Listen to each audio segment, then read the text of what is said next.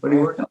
I have a couple pilots that I'm working on, and I have to get them done before the holidays, or at least some of it done before the holidays. So, blah.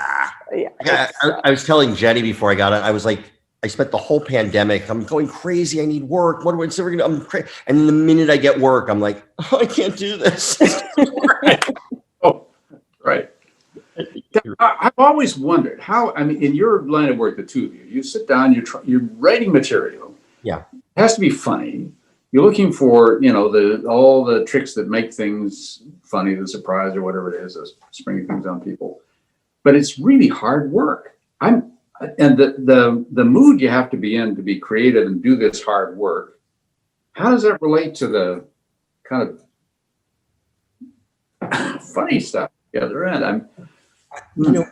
I think like sort of like the minimum, like your entry ticket into like comedy writing is that you're funny. So you sort of take it for granted that when you're talking, when your characters are having a thing, they'll be funny or the situation will be funny.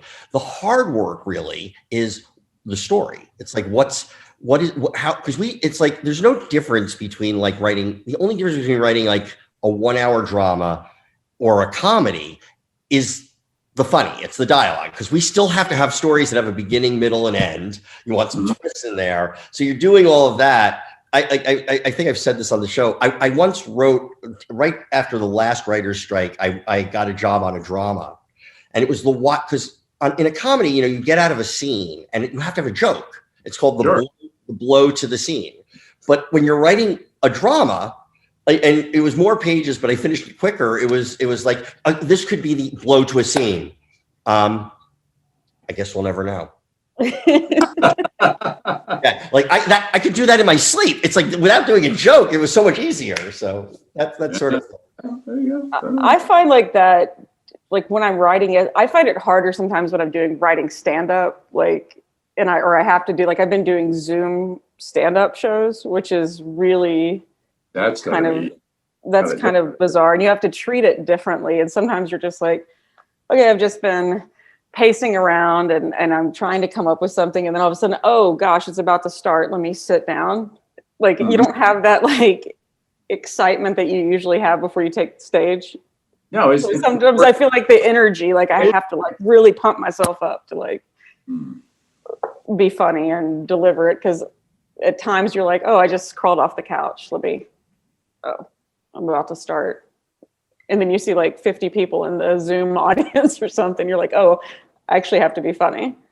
That can be problematic. Different though, if you've got a bunch of people on a screen looking at you, and as opposed to sitting there in front of you interacting with you. Yeah, it's difficult, but I'm happy to have it, because I think that if I wasn't able to do that, I would probably go.